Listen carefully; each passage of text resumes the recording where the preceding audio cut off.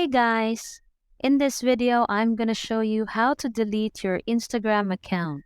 So let's get into it. First of all, open your Instagram app.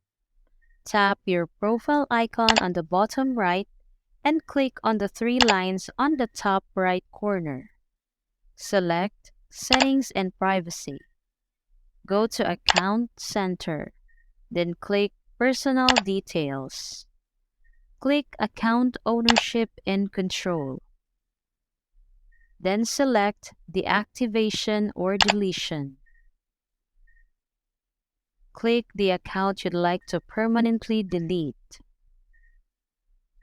Click Delete Account, then tap on Continue. And that's all for this video, guys. If this video was helpful, please give us a like. And don't forget to subscribe to our channel so you don't miss out our new uploads. Thanks for watching, and I will see you in the next one.